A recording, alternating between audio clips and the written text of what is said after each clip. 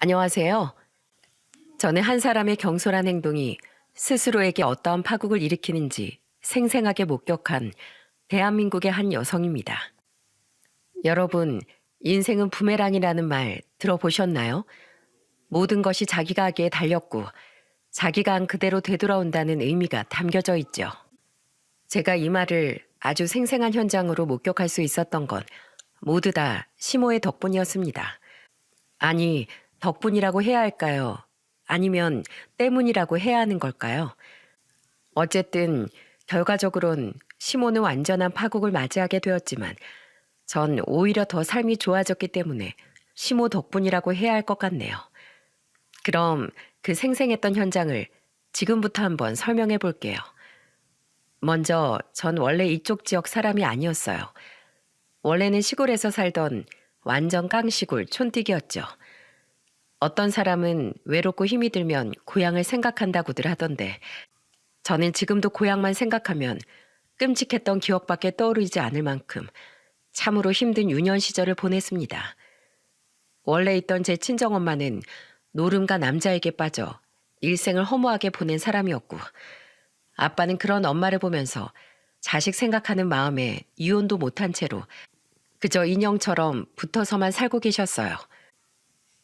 그 모습을 보는 저와 제 두 남동생들은 하루하루가 괴로웠습니다.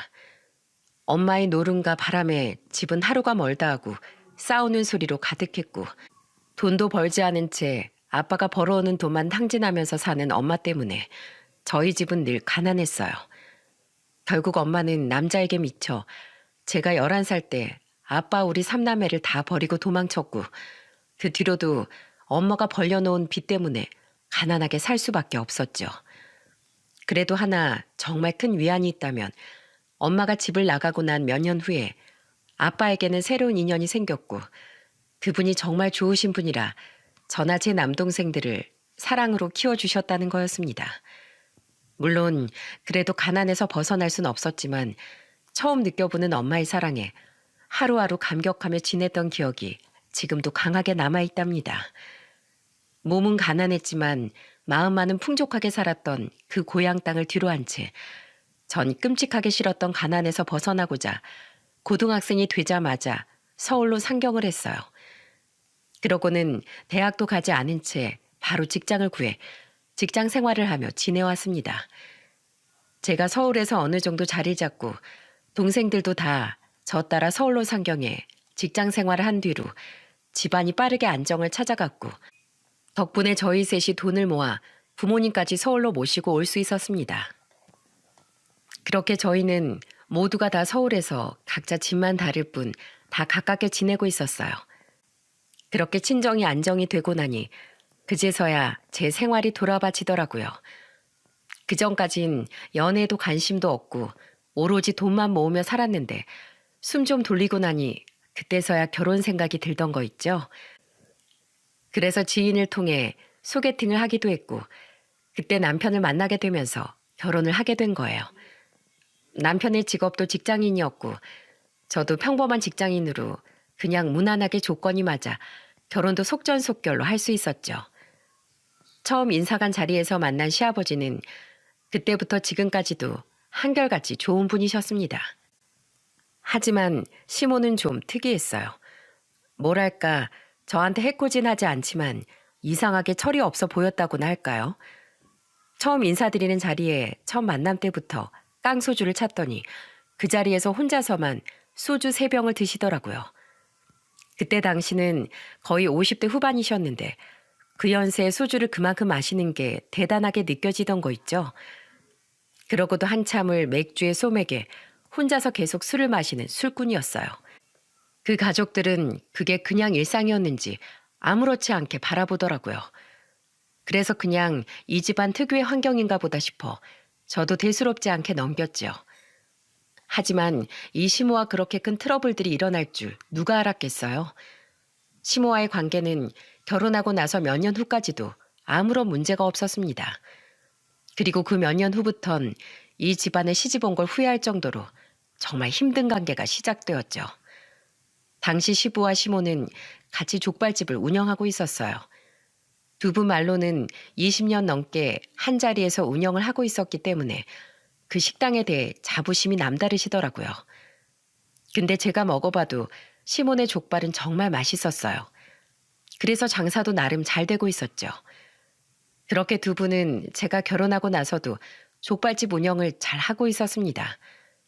근데 시댁에 큰일이 일어났고 그 뒤로 식당 운영이 어려워질 뻔한 아주 위기 중에서도 큰 위기가 찾아오게 되었어요. 그건 바로 건강하던 시아버지의 뇌출혈 사건이었습니다.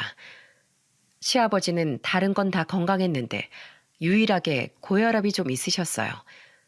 그것 때문에 약도 먹고 지내셨는데 그래도 힘든 식당 일로 인해 몸에 무리가 갔는지 예기치 못한 날 갑자기 뇌출혈로 쓰러지셨고 그대로 수술까지 받게 되셨죠. 다행히 생명엔 문제가 없었지만 뇌출혈 수술 이후에 후유증과 몸 회복이 더뎌서 일을 할 수 있는 상황이 아니었습니다. 그래서 결국엔 가게를 정리 많이 하다가 20년 넘게 이어온 가게를 한순간에 저버리는 게 아까워 시모가 운영을 하는 것으로 마무리가 되었죠. 그렇게 한 1년쯤을 시모 혼자서 식당을 운영하고 있었는데 시모가 어느 날 갑자기 아들 둘을 낳고 육아휴직 중인 저에게 제안을 하나 했습니다. 그건 바로 같이 식당을 운영하자는 거였어요. 예, 내가 이 식당 운영한 지도 20년이 넘었는데 너 지금 애 낳고 쉬고 있잖아. 애들은 이제 어린이집 보내고 너 여기에서 일해보는 건 어떠니? 네? 제가요, 어머님? 그래, 여기 그래도 입소문이 나서 장사는 솔찬히 잘 돼. 가게는 네가 어느 정도 적응했다 싶으면 물려줄 테니까 그때까지 일 좀 배우면서 식당에 좀 나와봐. 니네 시아버지도 아파서 이제 일도 못하는 마당에 나도 20년 넘게 이 장사만 하면서 진짜 많이 힘들었다. 그러니까 한번 생각해봐. 뭐 또 그리고 일도 그냥 시키는 것도 아니고 월급도 줄 테니까. 시모의 제안에 전 고민이 많아졌습니다. 사실 직장 분위기가 육아휴직 끝내고 직장으로 다시 돌아가는 건 좀 어려운 일이었기에 앞으로 직장 문제를 어떻게 해야 하나 고민을 한참 하고 있을 때였거든요. 근데 또 식당 일은 생전 한 번도 해보지 않았기에 과연 내가 이 일을 잘할 수 있을까 고민이 많이 되더라고요. 그저 제가 해본 일이라곤 가끔씩 식당에 와서 설거지만 좀 해드리거나 손님들에게 서빙 나가는 일 정도밖에 안 되었기에 족발 레시피부터 시작해가지고 여러 부수적인 음식들을 만들어야 한다는 것 자체가 저에게는 큰 도전인지라 쉽게 결정할 수가 없었어요. 그래서 남편과 좀 둘이서 진지하게 고민하며 상의를 했었는데 결론은 해보자는 거였습니다. 남편이 직장을 다니고 있긴 하지만 앞으로 아이 2명을 키우면서 들어가야 할 교육비나 여러 가지 생활비 문제들을 생각하지 않을 수 없었기에 어려워도 도전해보자 싶었죠. 마침 월급도 주신다고 하셨기 때문에 시모에게는 한 달에 200만 원 받는 것으로 하고 일을 시작하게 되었답니다. 근데 역시나 해보지 않은 일을 한다는 건 정말이지 너무나 어렵고 힘든 일이었어요. 육체적으로도 정신적으로도 적응하는 게 만만치가 않더라고요. 근데 무엇보다도 힘든 건 시모와의 트러블이었어요. 시모는 원래부터 좀 성격이 특이한 사람이라고는 생각했지만 일을 하면서 더 가까이 지내보니 진짜 아나무인의 뻔뻔하기 짝이 없는 이기적인 사람이었거든요. 시모는 일을 하는 동안에 사사건건 저한테 잔소리에 호통에 야단치기 일쑤였습니다. 근데 그게 제가 뭐 큰 실수를 해서 혼나는 거면 모르겠는데 시모가 저한테 혼내는 건 늘 이런 거였어요. 이야, 넌 일하는 애가 머리핀이 그게 뭐냐? 고무줄로 묶어 고무줄로. 왜 핀으로 머리 묶는 거야? 너 어디 남자 홀릴 일 있냐? 당장 머리끈 바꿔. 예, 화장이 너무 진하다. 하여간 요즘 애들은 겉멋이 잔뜩 들어선. 어차피 그래봤자 식당 아줌마인데 무슨 화장을 한다고 난리야 난리는. 그냥 맨 얼굴로 올 것이지 원. 야, 왜 이렇게 행동이 굼떠? 빨리빨리 족발 안 써니? 그래가지고 어느 세월에 서빙하고 배달 나갈래? 라는 아주 사소하면서도 도저히 혼나는 것에 대해 납득이 안 되는 잔소리가 많았어요. 처음에는 그냥 잠자코 들었었는데 가면 갈수록 이상한 지적을 하니 못 참겠더라고요. 그래서 한 번은 제가 막 따졌습니다. 그날도 어김없이 시모는 쓸데없는 것으로 지적을 했고 저는 평소와는 다르게 성심성의껏 맞받아쳤습니다. 야, 청바지는 왜 입고 오니? 주방에서 일하다가 청바지 때문에 불편해서 행동 굼떠지면 어쩌려고? 그럼 가게 말아먹는 거야. 다 망하는 거라고. 그렇게 되면 네가 책임질래? 어머님, 이 청바지 통이 커서 절대로 행동 굼떠질 일 없고요. 제발 제 옷 가지고 지적 좀 그만하세요. 얼마 전엔 염색했다고 뭐라고 하고 눈썹 문신했다고 뭐라고 하고 도대체 왜 그러시는 거예요? 그게 도대체 식당이라 무슨 관련이 있다고 억지 부리시면서 절 혼내세요? 그러는 어머님은요. 음식 만지시는 분이 손톱은 길게 늘어뜨려선 새빨간 매니큐어 칠하시고 매일같이 치마 입고 일하시고 어떤 때는 아예 머리도 안 묶으시잖아요. 손님 테이블이랑 제가 족발 썰 때 나온 머리카락만 해도 한 움큼은 될 거예요. 도대체 어머님이야말로 진짜 고쳐야 할 건 안 고치면서 왜 저한테 뭐라고 하세요? 뭐야? 야, 네가 아주 머리가 단단히 커졌다. 어디서 감히 시모한테 대들어 대들긴. 난 사장이고 넌 엄연한 직원인데 사장이 사장 마음대로도 못해? 넌 그냥 직원이면 직원답게 사장한테 잔소리나 들을 것이지. 어디서 눈을 똑바로 뜨곤 대들어 대들긴. 어머님이 좀 말이 되는 지적을 하셨어야죠. 지금까지 진짜 쓸데없는 것만 지적하시고 진짜 왜 이러세요? 저 괴로워요. 뭘 괴롭기까지 해? 그게 다 네 실력인 것을. 아, 됐고. 너 지금 내 말에 싫다고 그랬지? 너 후회하게 될 거다. 시모는 그날 이후에 저한테 선전포고를 하더니 싸운 이후로 월급을 제대로 주질 않는 게 아니겠어요? 원래도 월급이 제 날짜에 들어오진 않았지만 이번엔 좀 심각한 수준이었습니다. 왜냐하면 한 달 내내 깜깜무소식이었거든요. 제가 가게에서 시모에게 말을 꺼낼라 치면 늘상 무시하기에 바쁘셨죠. 월급이 한 달 밀리고 두 달 밀리고 그리고 그 밀리던 도중에 그나마 들어온 돈들은 월급도 안 되는 아주 적은 돈이었어요. 그래서 전 시모에게 이 문제에 대해서도 마구 따졌습니다. 어머님, 진짜 너무하세요. 다른 건 다 몰라도 월급은 밀리지 마셔야죠. 저랑 제 남편이 지금 어떻게 살고 있는지 뻔히 아시면서 경제적인 지원은 몰라도 주기로 약속한 것들은 제대로 지켜줘야 할 거 아니에요. 지난달엔 아예 월급이 안 들어오더니 이번 달에도 겨우 200만 원 중에 100만 원 들어오고 도대체 왜 그러세요? 당장 주세요. 당장이요. 야, 네가 돈에 눈이 멀어도 진짜 한참 멀었네. 야, 어디 돈 달라고 할 데가 없어서 이 시애미한테 돈을 달라고 해? 네가 개념이 있는 거냐 없는 거냐? 어? 때 되면 어련히 다 줄 거야. 줄 거라고. 당장 주세요. 지금 당장이요. 어머님 그전까지도 이렇게 주신다고 하고서 몇 달째 월급을 제대로 안 주고 계시잖아요. 저 이렇게 월급도 안 주고 부려먹으시면 경찰에 신고할 거예요. 근로노동법 위반으로요. 뭐야? 어머님, 요즘은 월급 안 주고 일 시키면 노동 착취로 벌금 세게 물어요. 그러니까 당장 밀린 월급들 주세요. 주시라고요. 안 그럼 신고도 하고 아버님께도 다 잃을 거예요. 저는 월급을 안 주는 시모에게 제대로 소리를 쳤습니다. 처음 보는 저의 톡 쏘는 말투에 시모는 순간 깜짝 놀란 듯 했어요. 그리고 워낙에 시부를 무서워하는 사람이었기에 이 협박이 제대로 먹혀 들어가던 거 있죠? 아, 알았어. 신고는 말어. 줄 거야. 곧 주려고 했었다고. 기다려라. 시모는 제게 조금 기다리라고 하더니 그 자리에서 폰뱅킹으로 저에게 돈을 전송해 주셨습니다.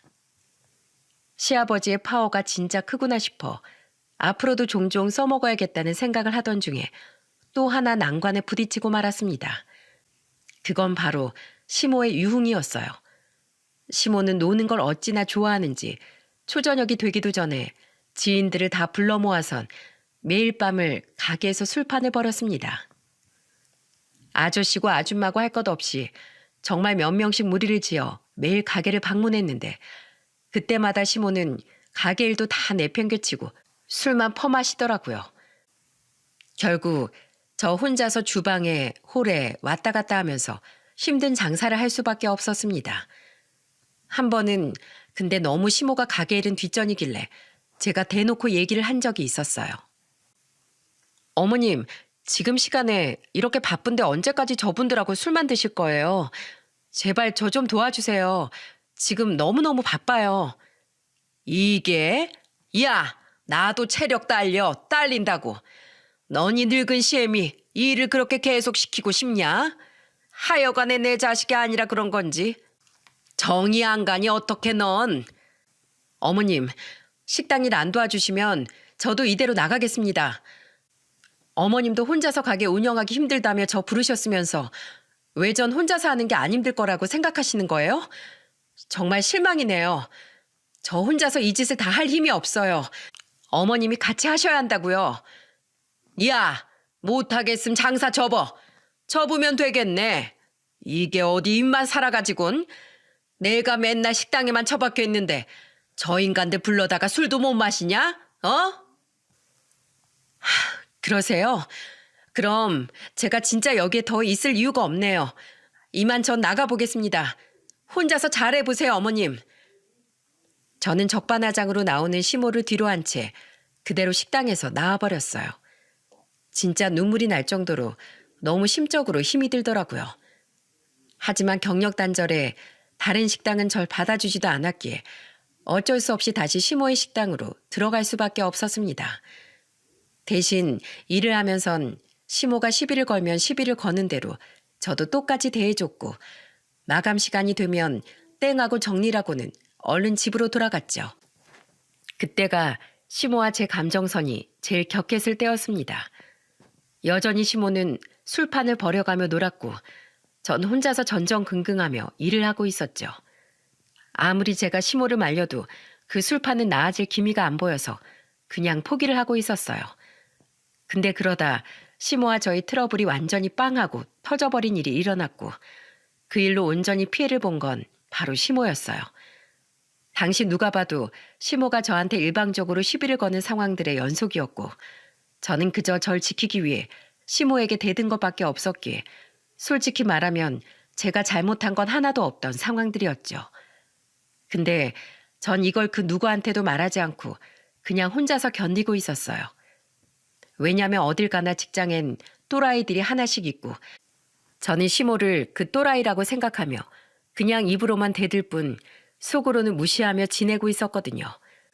하지만 어리석고 무식한 시모의 행동으로 인해 시모는 스스로 무덤을 파서 들어간 꼴이 되었고 그 사건으로 인해 전 시모의 괴롭힘에서 완전히 벗어날 수 있었답니다.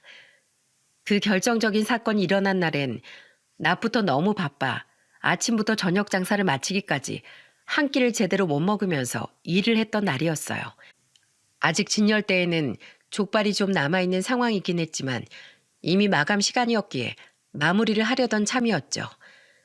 몸이 너무 고단해 밥 먹을 힘도 없을 당시 전 진짜 하루를 어떻게 버텨나 싶을 정도로 정신이 없는 상황이었습니다.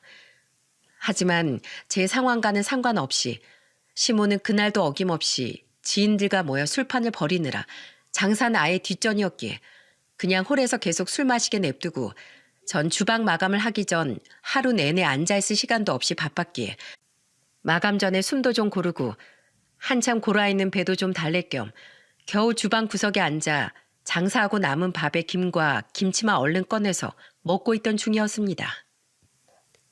하지만 몇 입 먹기도 전에 전 깜짝 놀라 그대로 입에 있던 음식들을 내뿜어야만 했어요. 왜인지 아세요? 오후 장사가 어떻게 되든 상관도 없이 지인들과 술만 퍼마시던 시모가 갑자기 주방에 들어와서는 뒤돌아 앉아 밥 먹고 있는 제 뒤통수를 세차게 때려버렸기 때문이었죠. 어머니, 왜 이러세요? 야, 너 지금 진열대에 고기 남아있는 거 안 보이냐? 저 고기 남으면 처리도 어려운 거 뻔히 아는 애가 하나라도 더 고기 팔 생각은 안 하고 주방에 앉아 밥이나 먹고 있어? 네가 지금 정신머리가 있는 거냐 없는 거냐? 어? 장사 다 말아먹게 생겼는데 목구멍으로 밥이 넘어가 지금? 너 당장 남아있는 고기를 다 팔어. 싸 짊어지고 나가서 팔든 구워 삶아서 팔든 어떻게든 팔란 말이야. 정말 어이없게도 시모는 하루 내내 바쁘게 일한 전 생각도 안 하고 한참 놀다 주방에 들어와서는 진열대에 있는 고기 다 안 팔았다며 역정을 내고 있었습니다. 그것도 제 뒤통수를 가격한 채 말이에요. 저는 정말 억울하고 서럽기 짝이 없는 상황에서 팔푼이처럼 당하고만 있지 않았습니다. 그리고 지금까지의 강도보다 전혀 다른 강도로 절 괴롭히는 시모를 더는 얌전히 대드는 것만으로 끝내기가 어려운 상황이었어요. 그래서 본인 모습은 생각 못하는 시모에게 참 교육을 시켜줘야겠다 싶어서 바로 쏘아붙였죠. 제가요? 제가 왜요? 왜 제가 저 남은 고기들을 다 팔아야 하는데요? 저 남은 고기는 어머님이 다 파셔야 맞는 거 아닌가요? 오늘도 어김없이 한창 바쁜 시간부터 지금까지 어머님은 뭐 하고 계셨나요? 또 사람들 데리고 와서 술만 드시고 계셨잖아요. 저는 하루 내내 밥도 한 끼 못 먹고 장사하느라 뼈가 다 부서질 것 같은데 왜 제가 저 남은 고기들을 책임져야 하는 거죠? 전 못하겠으니까 어머님이 하세요. 죄다 싸 짊어지고 나가서 팔든 구워 삶아 팔든 어머님이 다 하시라고요. 뭐야? 이게 아주 덜 맞았나? 아니면 너 지금 머리 한 대 맞고 어디 정신이 빠졌니? 어? 정신이 나가버렸냐고. 어디서 지금 또 말대답이야? 너 내가 진짜 싸가지가 없는 건 익히 잘 알고 있었다만 아주 이제 보니 가관이다. 어? 안 되겠어. 너 좀 더 맞아야겠다. 시모는 저의 당돌한 반박에 머리 끝까지 약이 올랐는지 급기야 또다시 절 때리기 위해 달려들 준비 자세를 취하더군요. 하지만 시모는 저를 때릴 수가 없었습니다. 왜냐하면 누군가에 의해 제 머리를 향해 들어올려진 시모의 손이 완전히 차단당해버렸거든요. 남편은 언제 왔는지 주방 문밖 한쪽에서 숨어서서는 저와 시모의 대화를 모두 듣고 있었고 시모가 절 때리러 달려드는 상황이 연출되려고 하자 그 상황을 막기 위해 곧장 나서서는 세차게 내려오는 시모의 손목을 남편이 힘있게 확 낚아채 잡아버렸어요.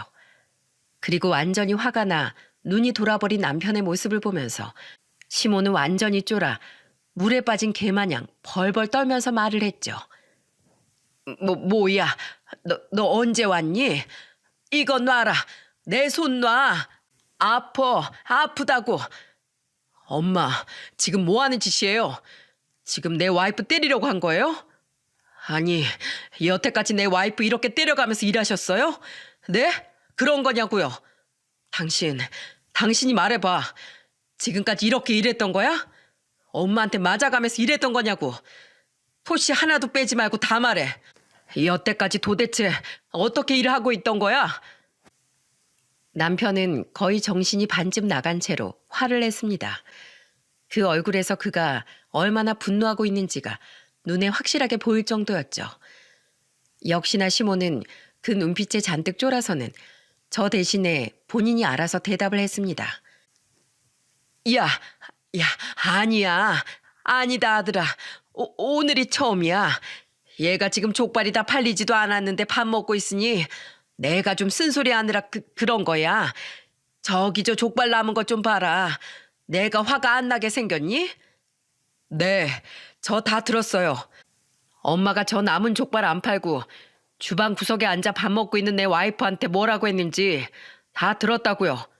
엄마, 근데 저런 족발보다 사람 귀한 줄 알아야죠. 내 와이프가 얼마나 고생을 많이 하는데 엄마 지인들하고 밖에서 술 처먹고 있을 때 내 와이프는 주방이며 홀이며 뛰어다니면서 뭐 했는데 이 사람 손 좀 보세요. 제발 양심 있고 눈이 있으면 이것 좀 보시라고요. 이 작은 손에 칼에 베인 상처, 불에 데인 상처, 거기에 습진까지 엄마가 눈이 있고 양심이 있으면 좀 보시라고요. 남편은 평소에도 제 손을 보며 많이 마음 아파했었기에 시모에게 따지면서 제 손을 보며 울먹이면서 말을 했습니다. 분노 어린 눈에서 눈물까지 글썽이며 남편의 표정이 풀어지자 그제서야 시모는 다시 귀가 살아났는지 어느새 표정이 확 바뀌어서는 남편에게 말을 하더라고요. 이게 진짜? 야, 너 지금 누구 편을 드는 거야? 아들놈 키워봤자 아무짝에도 쓸모없다는 거 딱 이 꼴이네. 이 꼴이야. 죽 써서 개 준다더니 내가 여태 뭘 키운 건지 모르겠다. 뭘 키운 건지 모르겠어. 야, 네가 나한테 그러면 안 되는 거지. 네가 지금 여자 하나 때문에 이 애미를 버려? 이 애미한테 그게 할 짓이냐? 어? 이 불효막심한 놈아. 엄마야말로 이 사람한테 그러면 안 되는 거죠. 이 사람이 여기서 일하면서 얼마나 열심히 했는데 엄마 매일같이 사람들이랑 술 퍼마시면서 희희낙낙거리고 있을 때 이 사람은 뼈가 부서져라 홀이며 주방이며 뛰어다닌 사람이에요. 그런 사람한테 감히 손찌검을 해요? 함부로 해요? 이런 식으로 하시면 저 이 사람 가게 안 보낼 거예요. 아니다. 지금 당장 데리고 갈 테니까 남은 족발을 엄마가 처리하든 버리든 알아서 하세요. 자요. 내가 그래도 자식이니까 족발값 일부는 되겠습니다. 나머진 엄마가 알아서 하세요. 가자 여보. 남편은 버럭버럭 화를 내다가 급기야는 지갑에서 5만 원짜리 2장을 꺼내 바닥에 내팽개치고 제 손을 잡고 나와버렸어요. 시모는 그 뒤에서 온 동네가 떠나가라 소리를 질러댔지만 남편은 아랑곳하지 않았죠. 저도 서러움이 컸기에 뒤도 안 돌아보고 남편을 따라 나섰습니다. 아마 남편이 없었더라면 제가 시모한테 달려들어서 그날 결판을 냈을지 모릅니다. 근데 남편 덕에 전 그냥 넘어갈 수 있었죠. 남편은 저보다 퇴근이 빨랐기에 항상 아이들을 어린이집에서 픽업해 집으로 가 한참 돌봤었기 때문에 가게에는 거의 나올 수가 없었어요. 근데 그날은 남편이 야간 근무를 해야 하는 날인지라 친정에 아이들을 맡기고 남편은 퇴근을 하면서 저와 마감을 하고 들어가기 위해 가게로 왔던 거였죠. 그래서 남편이 올 줄은 꿈에도 몰랐던 시모는 저한테 그렇게 함부로 했던 겁니다. 저 역시도 남편이 말없이 왔던 거라 전혀 몰랐었고요. 아무튼 모든 것이 다 걸리려니까 이렇게 딱 걸렸던 것 같습니다. 그리고 남편은 시아버지를 닮아 대쪽 같은 성격이 있어서 이 모든 걸 시아버지에게 말씀드리고 결판을 내려고 했었습니다. 그동안은 제가 혼자 처리를 해본다고 시모와 싸워가며 일을 했지만 남편이 알게 되니 역시나 일이 커지더라고요. 하지만 저에겐 그게 훨씬 이득이었습니다. 왜냐하면 모든 사실을 다 알게 된 시아버지가 시모에게 호통을 치며 혼을 냈거든요. 그리고 그동안 또다시 조금씩 밀렸던 월급의 존재까지 아시고는 그걸 싹 몰아서 주시고는 제 월급은 올려주시고 시모가 가지고 가야 할 돈들은 싹 다 줄여버리셨습니다. 원래부터 가게 운영권이나 가게 경제권까지 싹 다 시아버지한테 달려 있었는데 시아버지가 식당 운영에서 잠깐 물러나면서 그걸 시모에게 다 일임을 했는데 그걸 아예 다시 뺏어와서 시모도 월급을 받고 식당 운영비만 딱 지어주고는 나머진 다 시아버지가 가지고 가시는 걸로 됐죠. 시모는 억울하다며 길길이 날뛰며 요동을 쳤지만 시아버지 한마디에 꼼짝없이 수긍을 해야 했습니다. 야, 너 그 50만 원도 감지덕지인 줄 알아. 이 여편네야. 당신 식당 운영하면서 뒤로 숨기는 돈 내가 몰랐을 것 같아? 예금 통장에 돈 들어오는 거 보면 다 알아. 당신이 매번 매출 속이고 뒤로 꿍쳐놓은 돈으로 술 퍼마시고 시간만 나면 밖에 나돌아다니면서 여기저기 돈 쓰고 다니는 거 나 다 알고 있어. 당신 앞으로 그거 금지야. 50만 원도 감지덕지하고 그걸로 용돈하고 먹고 살아. 나머진 싹 다 저축해서 노후에 편하게 살아야 할 거 아니야. 하여튼 찍소리 하기만 해. 그리고 앞으로 내 며느리한테 함부로 하지 마. 자꾸 그렇게 귀한 줄 모르고 함부로 대하면 가게 못 나가게 하고 내가 따로 며느린 가게 차려줘 버리라니까. 혼자 죽 쓰고 싶지 않으면 잠자코 살란 말이야. 알아들어? 안 그럼 그 50만 원도 얄짤 없을 테니까. 아이씨, 알았어. 아휴, 내 팔자야. 서럽다, 서러워.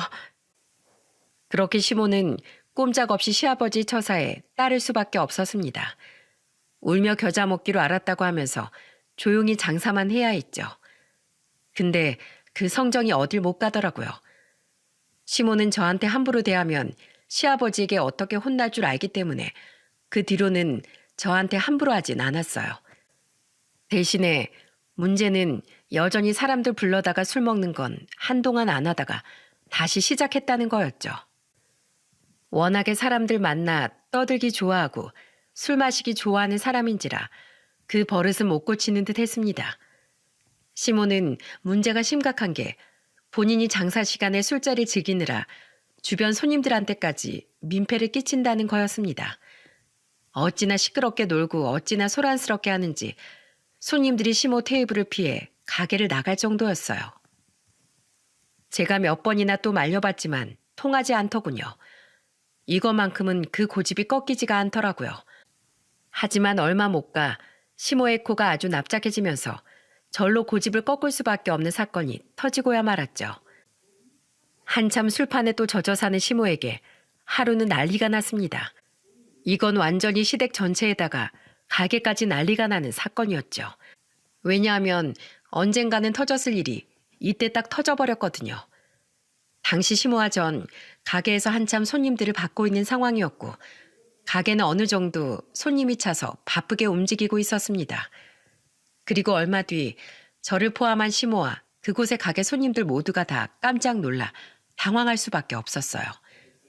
왜냐하면 갑자기 어떤 중년의 여성이 찾아와 다짜고짜 시모의 머리채를 잡아채고는 바닥에 뒹굴기 시작했거든요.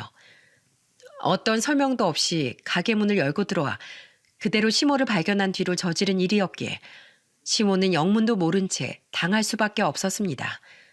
하지만 바로 머리채를 잡고 흔들며 악을 써대는 여자로 인해 시모가 머리채를 잡힌 이유를 알 수 있었죠. 야 이년아. 어디 할 짓이 없어서 나이 65살 먹고 남의 남자를 꼬셔? 어디 추한 줄 모르고 나이 먹고서 나대냐고. 너 내가 그럴 줄 알았어. 넌 옛날부터 그랬어.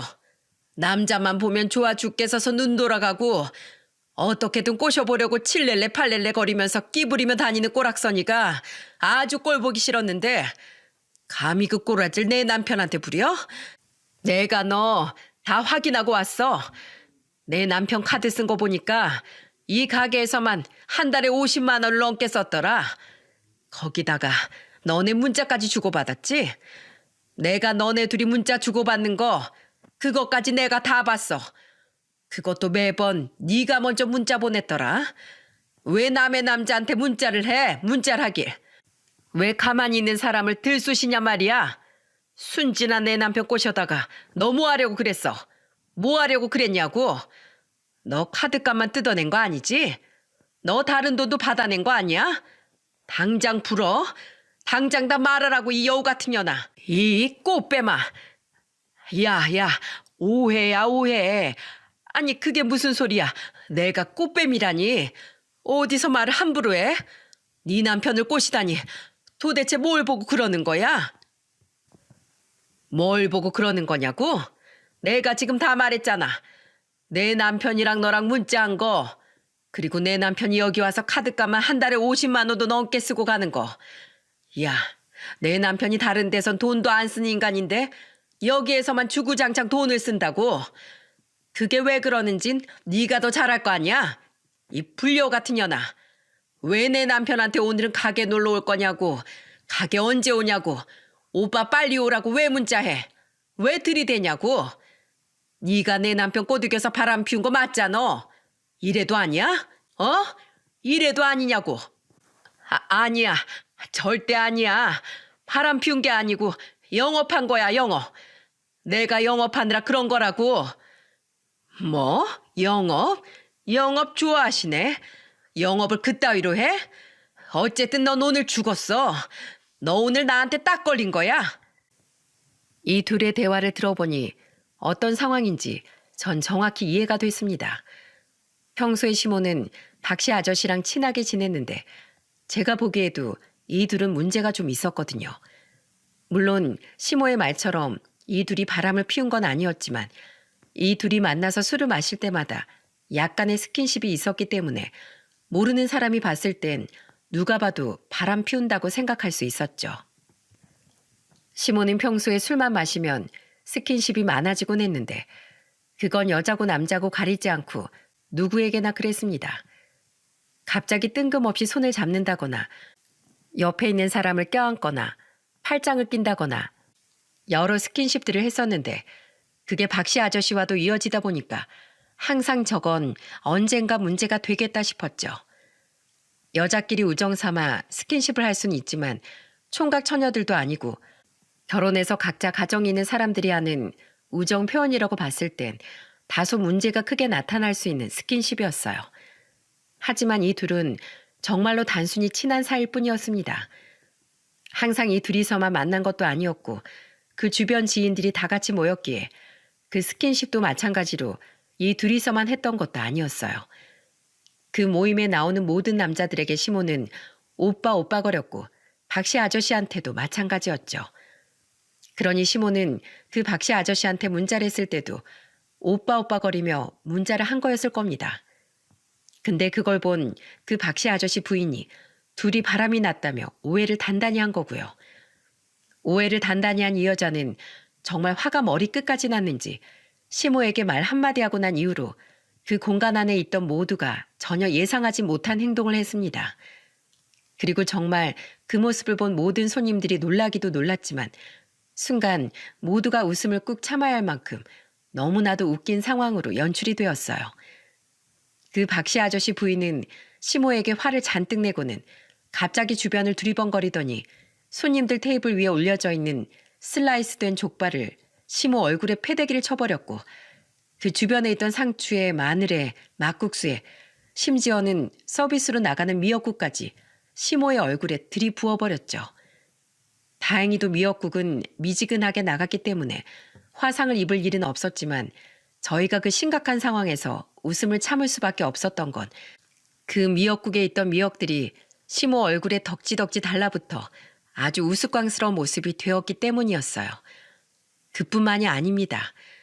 저희는 막국수도 다행히 양념장이랑 면이 따로 나가 매운 양념이 시모 눈에 들어갈 일은 없었지만 하필이면 시모 머리 위로 뿌려진 면이 그대로 대롱대롱 매달려 있어 모두가 그 모습을 보면서 웃음을 참을 수밖에 없었죠.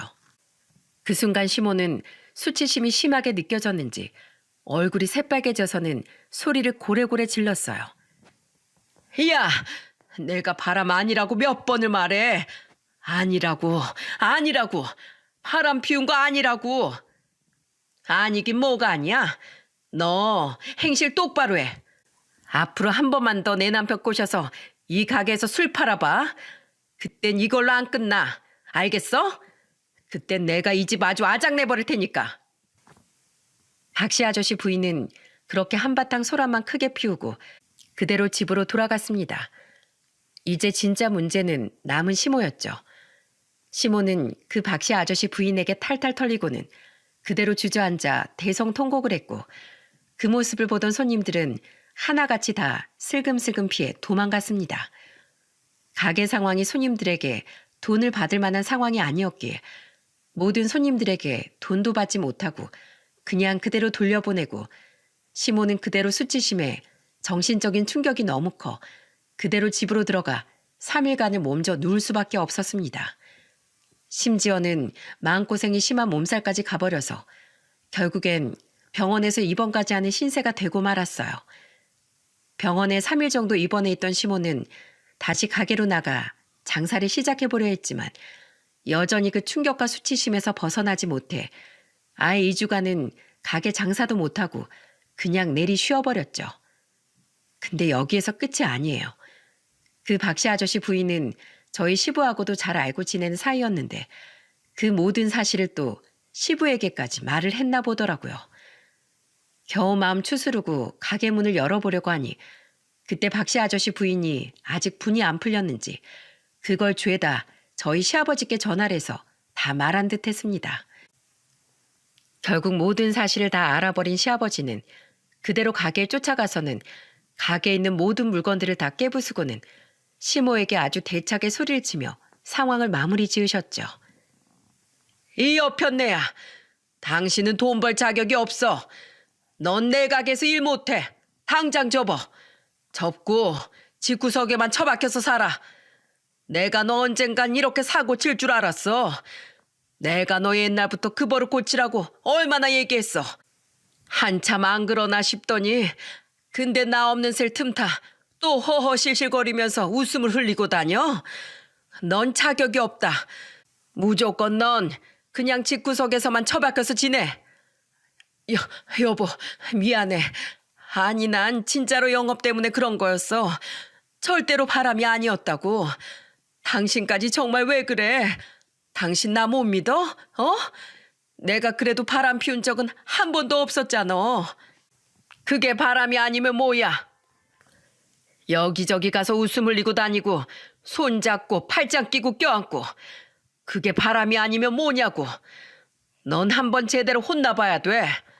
다신 집 밖에 나갈 생각하지 마. 그냥 쥐 죽은 듯이 살아. 알았어? 시아버지는 시모에게 완전히 외부를 차단시키려는 듯 보였습니다.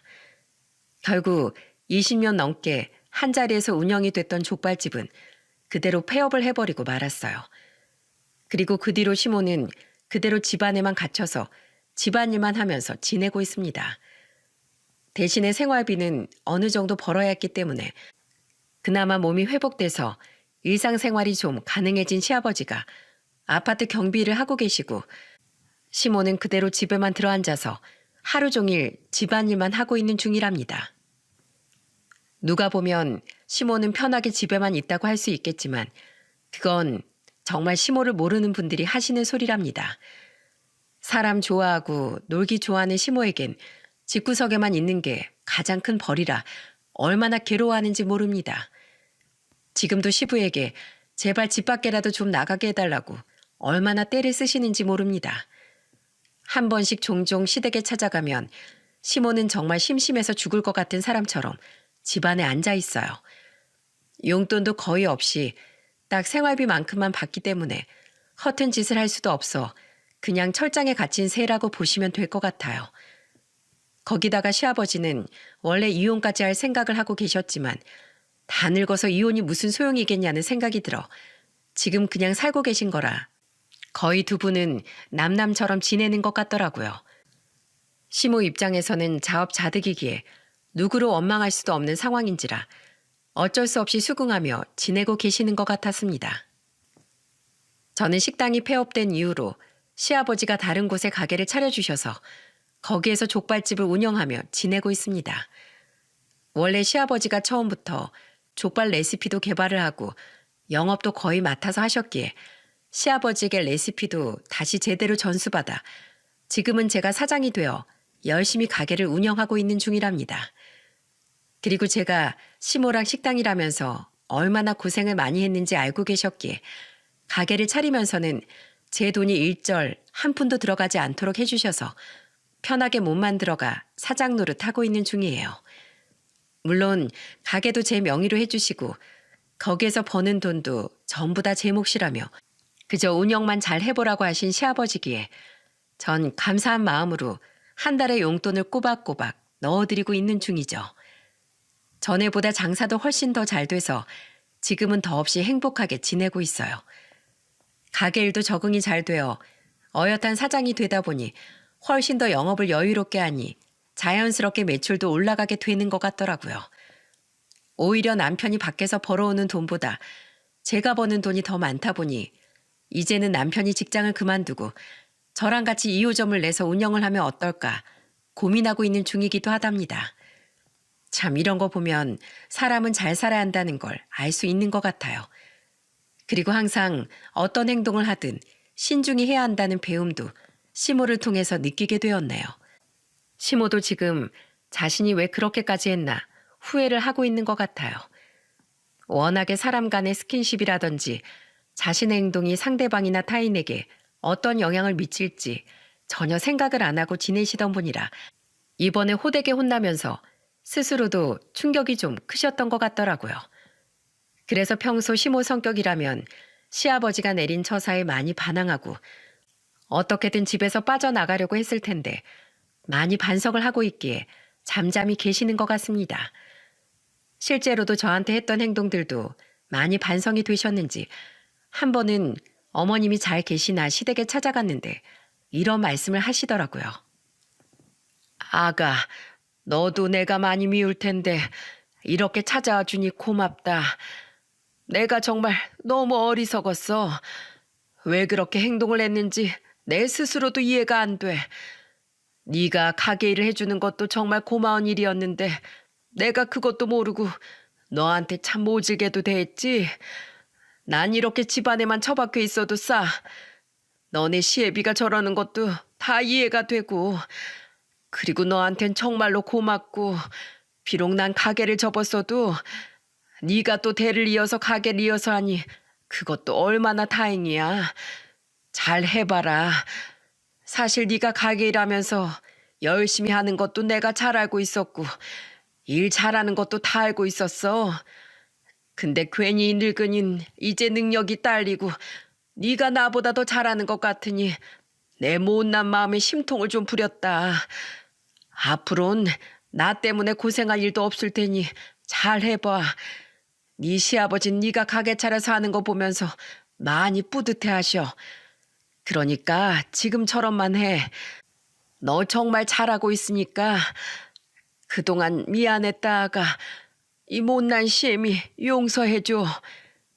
어머님, 사과 먼저 해주셔서 감사해요. 저도 뭐 근데 잘한 건 없죠. 그동안 어머님께 많이 대들었으니까요. 지금은 아버님이 많이 화가 나셔서 당장은 이렇게 지내시고 있지만 어머님이 이렇게 반성하시는 모습 많이 보이시고 또 전처럼 성실하게 지내시면 아버님도 마음이 다시 돌아오실 거예요. 그러니까 너무 상심 마세요. 저희도 종종 어머님 뵈러 올게요. 고맙다. 너 같은 천사한테 내가 그동안 무슨 짓을 한 건가 싶어. 참으로 고맙다, 아가. 이렇게 시모와 저도 화해를 했습니다. 물론 전 아마 시모가 또 저에게 못되게 굴고 또다시 이전처럼 저를 함부로 대한다면 그때도 호락호락하게 다 받아줄 생각은 없어요. 하지만 지금 시모는 완전히 이빨 빠진 호랑이가 되었고 자신의 지난 날을 많이 반성하고 있는 상황이기에 저도 지금은 잘 지내보려고 합니다. 대신 시아버지가 절대로 시모한테 용돈이라든지 집에서 탈출해서 사람들 만날 만한 작은 틈새도 주지 말라고 해서 그냥 가끔씩 찾아가 시모가 좋아하시던 음식만 종종 사다 드리거나 아니면 집에서 밥만 같이 해먹고 돌아오는 정도로만 하고 있네요. 여러분, 전 시모를 보면서 내 인생을 정말 신중히 잘 살아야겠다는 걸 많이 느꼈습니다. 여러분도 저희 시모의 어리석었던 모습과 그 최후를 보시면서 보다 더 신중하게 자신의 삶을 살아가시길 바랄게요. 그리고 어떤 사람에게든 소중한 인연이 되시길 제가 응원하며 바라겠습니다. 저의 사연 들어주셔서 정말 감사합니다.